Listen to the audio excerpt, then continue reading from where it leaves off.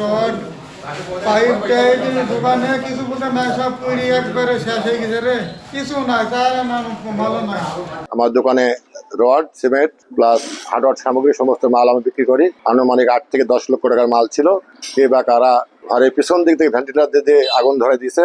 আমি যখন ফজরে আজান দেয় তখন আমাকে ফোনকে জানানোর পর আমি আইসি ঘর খুলে দেখি সমস্ত পুড়িয়ে গেছে, শুধু আগুন জ্বলছে। যে র্যাক ছিল, র্যাকের যে কাঠের আগুনগুলো জ্বলছে। ঘর খোলার পর পাড়ার মেয়ে মানুষরা সবাই পানি দিয়ে এসে আগুনটাকে নিমন্ত্রণ করে।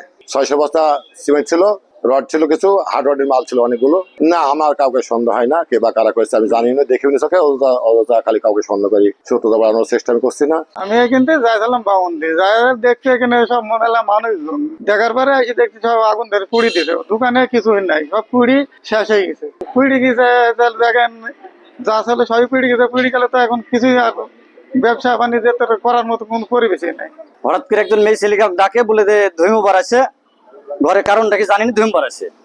যেহেতু পরে আমি ফোন দিয়ে যাবো, ফোন দেবে এরকম সিদ্ধান্ত করছি। এর মধ্যে কিন্তু আরেকজন বললো কি ফোন আমি দিয়েছি, ফোনের দিও না। পরে আসি ঘর খুলি, বগল মামা এসে আসলো, আসার পরে শাটার খোলা হলো, খুলে দেখে দমদমে জ্বলছে, পুড়ে গেছে। যা কিছু জিনিসপাতি ছিল সবই পুড়িয়ে দেখা যাচ্ছে।